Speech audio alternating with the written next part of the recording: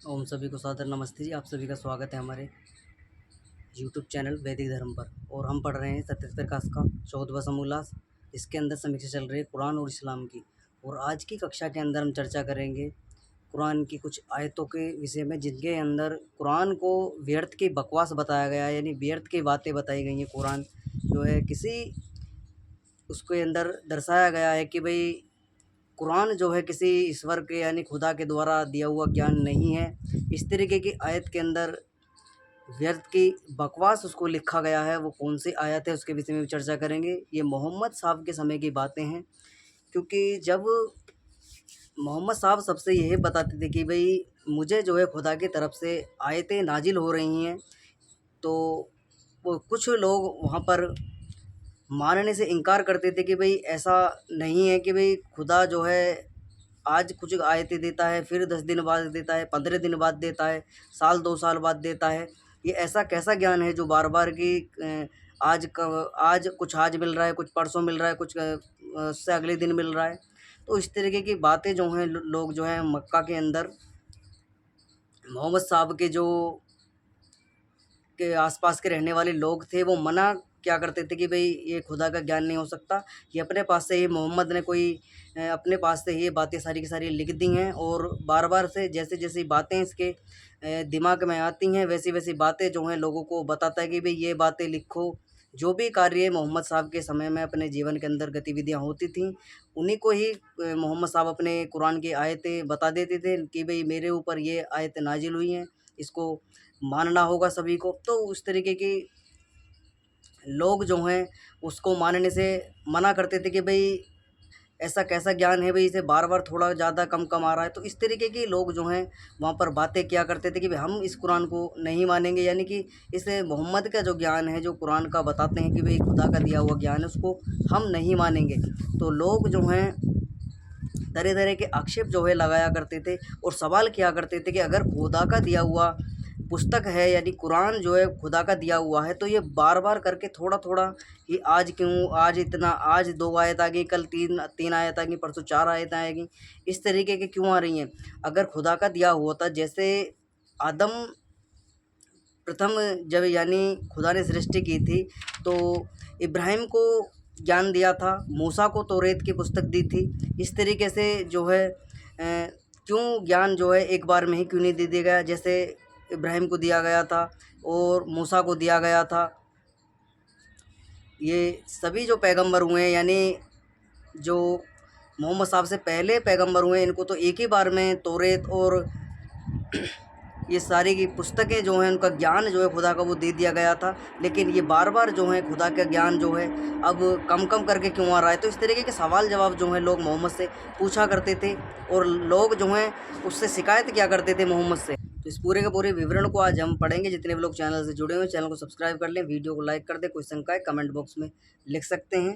और ये लिखी कहाँ गई हैं बातें, ना तो ऋषि दंड ने अपने पास से लिखी हैं, ना आर्य समाज ने, और ना किसी दूसरे मत के किसी व्यक्ति ने लिखी हैं। सारी की सारी बातें कुरान से ली गई हैं। ऋषि ने कुरान की समीक्षा की है, क्योंकि कुरान को लेकर जो हैं सभी मुसलमान जो हैं, जहाँ भी मुसलमान रहते हैं, वो सभी एक मत हैं कुरान को लेकर। कुरान की बातों को ही वो प्रमाण मानते हैं कि कुरान के अंदर जो लिखा वही हमारे लिए मानने हैं।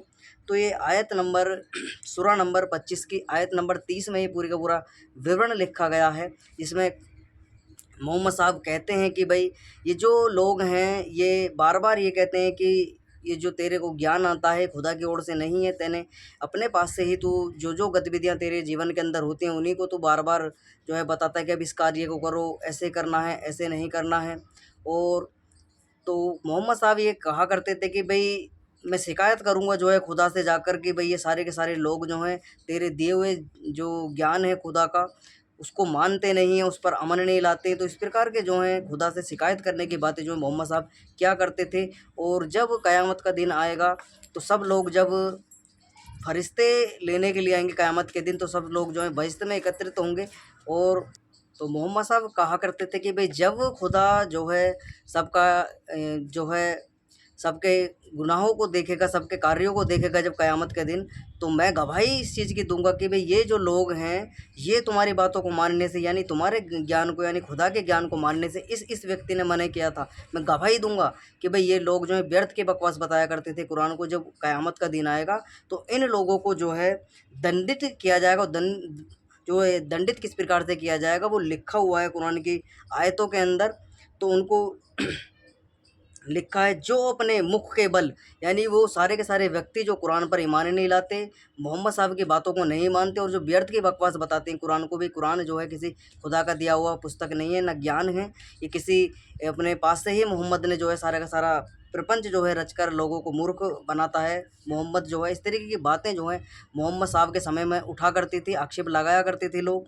तो जो मोहम्मद साहब हैं वो कहा करते थे कि जो है किस प्रकार का दंड तुम्हें दिया जाएगा खुदा के द्वारा। तो मोहम्मद साहब कहते हैं जो अपने मुखों के बल चलना पड़ेगा। जो लोग जो है कुरान को व्यर्थ की बकवास बताते हैं कि भाई नाजिल नहीं होती और लिखा है नरक की ओर एकत्रित किए जाएंगे, उन्हीं का सबसे बुरा स्थान है तथा सबसे अधिक कुपित किया जाएंगे, यानी सबसे अधिक दंडित किए जाएंगे वो व्यक्ति जो मोहम्मद साहब की बातों पर ईमान नहीं लाते, खुदा की बातों को नहीं मानते, कुरान को जो है व्यर्थ की बकवास बताते हैं। तो कुरान का जो ज्ञान है उसे व्यर्थ का ज्ञान बताते हैं। तो ऐसे ऐसे लोग जो हैं जहन्नुम की आग में डाले जाएंगे, नरक में डाले जाएंगे और नाक के बल चलाए जाएंगे। इस प्रकार के जो हैं दंड की प्रक्रिया वहाँ पर अपनाई जाएगी। ऐसा बातें जो हैं पैगंबर साहब के द्वारा बताई जाती थी लोगों को भी। अब तुम जो इस प्रकार का कर रहे हो, मैं गवाही दूंगा खुदा के पास जाकर कि जब क़यामत का दिन आएगा, सभी लोग जब एकत्रित होंगे खुदा के सामने खड़े होंगे, खुदा जब पुस्तक खोल कर देखेगा और खुदा से जब मैं बताऊंगा कि भाई ये व्यक्ति थे जब तुमने मुझको ज्ञान दिया था और तुमने मुझे रसूल बनाकर भेजा था खुदा का,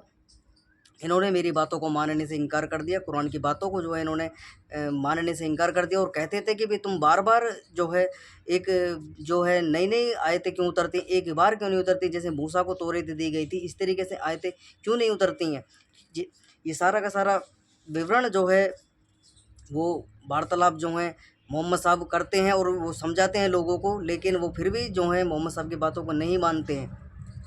और आगे लिखा है, कहते हैं कि हमने ही जो है तौरात जो पुस्तक थी मूसा को दी थी और उसके भाई हारून को जो है और उसके भाई हारून को हमने मुख्य याजक जो है वहाँ पर बनाया था, सहायक यानी उसका बनाया था, उसके बेटों को सहायक बनाया था। जब मूसा जो है फ़िरौन से बचाकर लोगों को जो है सिनाई पर्वत पर लेकर जाता है। सिनाई पर्वत से जब वहाँ पर वो पूरे वहाँ पर कई दिन बिताते हैं तो वहाँ पर एक यज्ञ वेदी बनाई जाती है, उस पर सहायक बनाया जाता है उसके हारून के बेटों को और हारून को जो है याजक बनाया जाता है। तो पूरी की पूरी प्रक्रिया वहाँ से चलती है। वही सारी की सारी बातें इसमें भी ली गई हैं कि भाई हमने तौरात जो है पुस्तक दी थी मूसा को, उसके भाई को हमने सहायक बनाया था। तो 32वीं आयत हम पढ़ेंगे। 32वीं आयत में किस प्रकार से विवरण जो है काफिर उन लोगों को बताया गया है जो कुरान पर ईमान नहीं लाते थे। मोहम्मद साहब उनसे कहते हैं, लिखा है सूरह नंबर 25 की आयत नंबर 32 में, तथा काफिरों ने कहा क्यों नहीं उतार दिया गया अपार कुरान पूरा एक ही बार में। तो बार बार यही बात कहते थे कि भाई एक ही बार में क्यों नहीं उतार दिया गया कुरान। और आगे लिखा, इसी प्रकार ताकि हम आपके दिल को दृढ़ता प्रदान करें और हमने इस क्रम से प्रस्तुत किया। अर्थात कहते थे कि तौरात और इंजिल जैसे यीशु मसीह को जो है जैसे इंजिल का ज्ञान दिया गया था खुदा के द्वारा, इसी तरीके से मूसा को जो है तौरात दिया गया था। ऐसी एक बार में ही क्यों नहीं जो है इस पुस्तक यानी कुरान की आयतों को एक बार ही नाजिल क्यों नहीं कर देगा, लोग सवाल किया करते थे। और आगे लिखा है, वे आपके पास कोई उदाहरण लाएं तो आपके सत्य लें और उत्तम व्याख्यान करें। वो कहते हैं कि इसमें लिखा है कि भाई जब कोई आपके पास में इस तरीके के सवाल लाए तो उनसे उत्तम उदाहरण लें और उत्तम व्याख्यान करें, उनको बताएं कि भी कुरान इस प्रकार से उतारा जा रहा है, क्यों इतनी देरी से उतारा जा रहा है। तो वो कहते थे कि भी परीक्षा करने के लिए, लोगों को समझने के लिए इस बार धीरे धीरे से आयत जो है दी जा रही है खुदा के द्वारा। तो ऐसे मोहम्मद साहब जो हैं सवाल जवाब उनसे बताया करते थे। तो ये पूरा का पूरा विवरण 32वीं आयत के अंदर लिखा हुआ है। और आगे की आयत भी बहुत सारी आयतें जिनके अंदर ये सारी की सारी घटनाएं लिखी हैं वो भी हम पढ़ेंगे, जिनमें लिखा है सूरह नंबर 25 की आयत नंबर 25 में लिखा है और जिस दिन फट जावेगा आसमान, लिखा है जिस दिन फट जावेगा आसमान 7 बादल के और उतारे जावेंगे फरिश्ते। तो उसमें लिखा है कि जब जो लोग ये कह रहे हैं कि भाई हम कुरान को नहीं मानते, एक ही बार ये सवाल जवाब करते हैं, तो वो कहते हैं कि जो लोग कुरान की आयतों की तौहीन कर रहे हैं, कुरान की आयतों को नहीं मान रहे हैं, उस दिन खुदा के द्वारा क़यामत के दिन फ़रिश्ते जो है आसमान से उतारे जाएंगे और एक-एक व्यक्ति को जो है चुन-चुन कर बदला लिया जाएगा। खुदा बदला लेगा फ़रिश्तों के द्वारा और आसमान भी उस समय जो है बादलों के साथ फट जाएगा। इस तरीके की घटनाएँ वहाँ पर होंगी। जो लोग जो हैं इस समय जो हैं वो व्यर्थ की बकवास कुरान को बता रहे हैं और कुरान की आयतों पर जो नाज़िल हो रही हैं मोहम्मद साहब पर, उन पर विश्वास नहीं कर रहे हैं। उनके साथ में काफ़िरों के साथ में उनका कितना अ, सल्लूक जो है बुरा खुदा के फ़रिश्तों के साथ वे करेंगे उनके द्वारा। आगे लिखा है,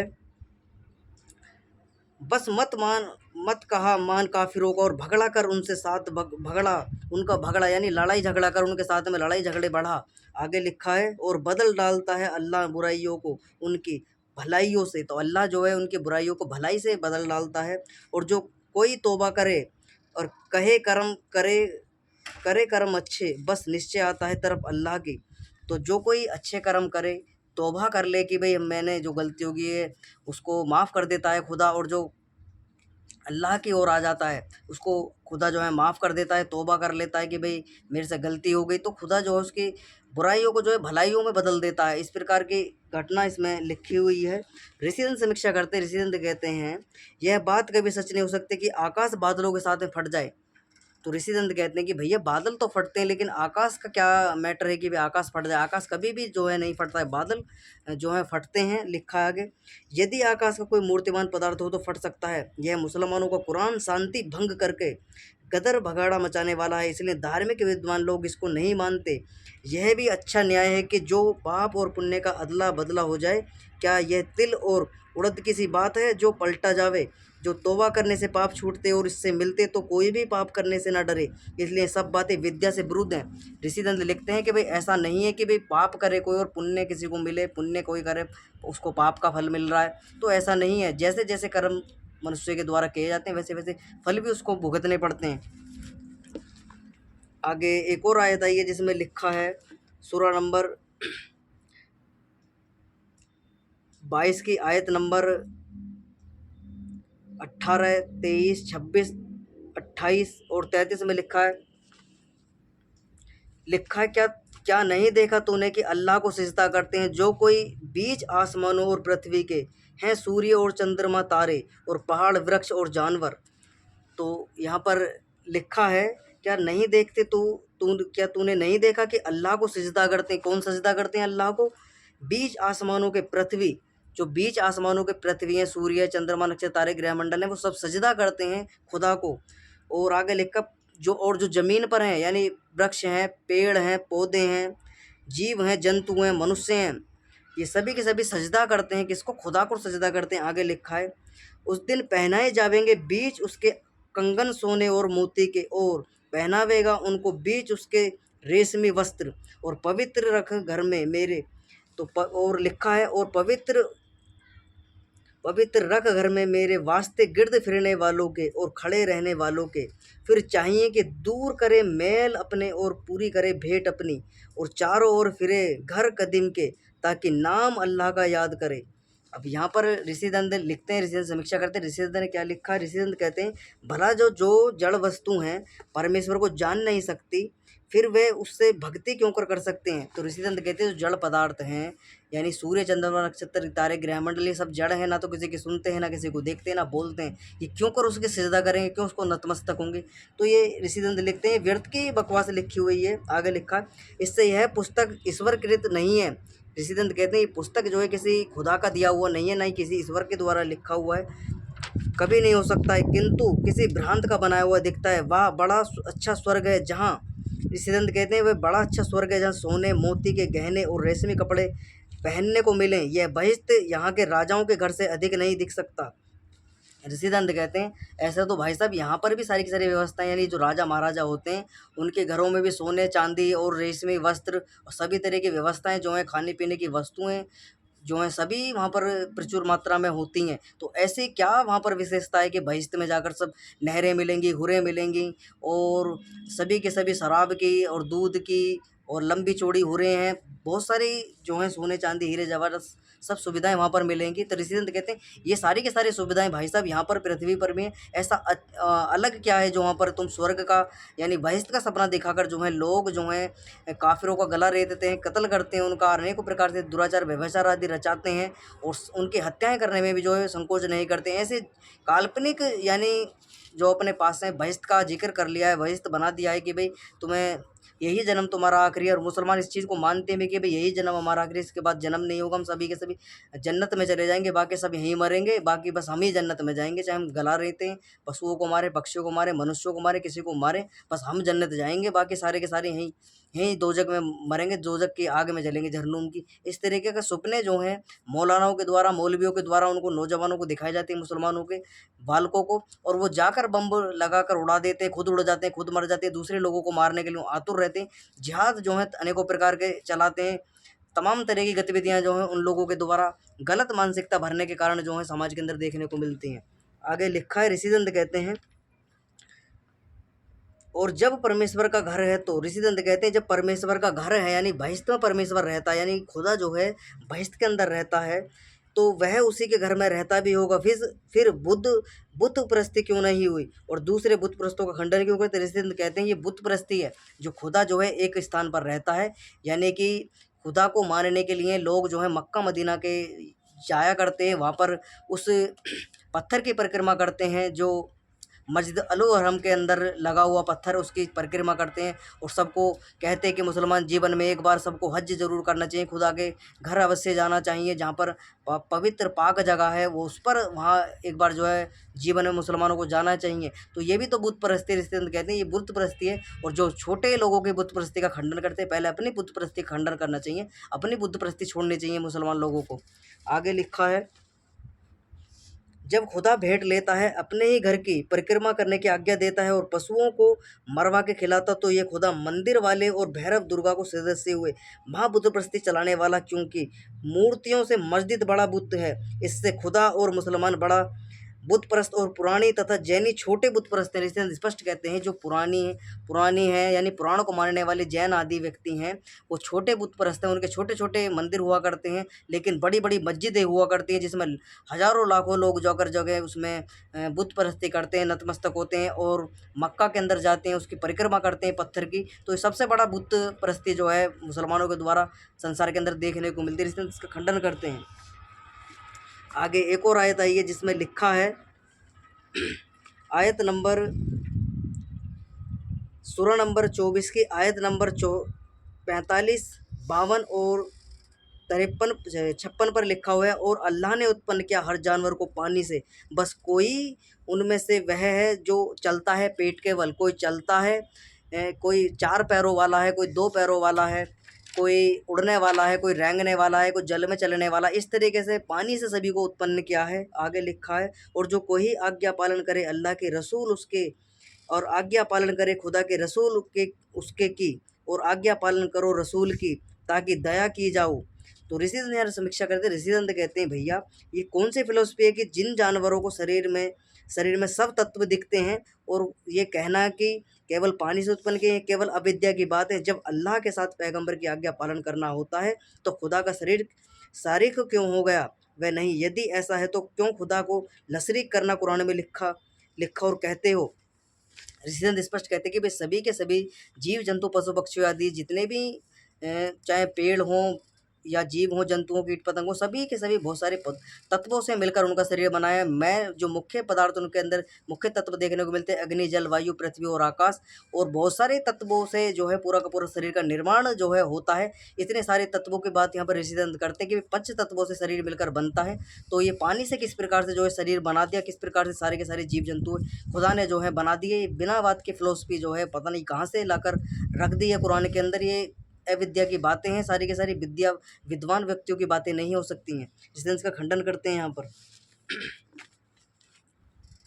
एक और आयत आई है कुरान की जिसके अंदर सूरा नंबर 24 की आयत नंबर 24 और 35 में लिखा हुआ है, उस दिन की गवाही देवेंगे ऊपर उनके जवाने, यानी उस दिन जो है गवाही देंगे लोग, उसकी अपनी जवान से गवाही देंगे अल्लाह की, उनकी, और हाथ उनके और पैर उनके 7 वस्तु के थे करते, अल्लाह नूर है आसमानों का और पृथ्वी का, नूर उसके मानिंदता के बीच उसके दीप हो, और दीप बीच कंदिल शीशों के, वह कंदिल मानो कि तारा है चमकता रोशन किया जाता है। दीपक वृक्ष मुबारक जैतून के से, न पूर्व की ओर है न पश्चिम की, समीप है तेल उसका रोशन हो जावे, जो ना लगे ऊपर रोशनी के मार्ग दिखलाता है। अल्लाह नूर अपने के जिसको चाहता है, तो अल्लाह जो है जिसको चाहता है उसको अपना नूर जो है दिखलाता है। और अल्लाह जो है बीच आसमानों के, पृथ्वी का नूर उसके मनंदिक ताक है। और लिखा है बीच उसके दीप, और दीप बीच कंदिलो, कंदिल यानी कोई दीप यानी दिया रखा हुआ है, शीशों के वहाँ कंदिल मानो कि तारा है, यानी वो जो दीप है वो तारे के समान दिखता है, चमकता है रोशन, वो दिया जो है चमकता है, रोशनी किया करता है। दीपक जो है वृक्ष मुबारक है, जैतून के तेल से वो दीपक जला करता है। इस तरीके से लिखा है आगे, कैसे ना पूर्व की ओर, ना वो दीपक पूर्व की ओर है ना पश्चिम की ओर, एकदम मध्यस्थ रखा हुआ है दीपक। और समीप है तेल उसका रोशन हो जावे, जो जो ना लगे ऊपर रोशनी के मार्ग दिखलाता है।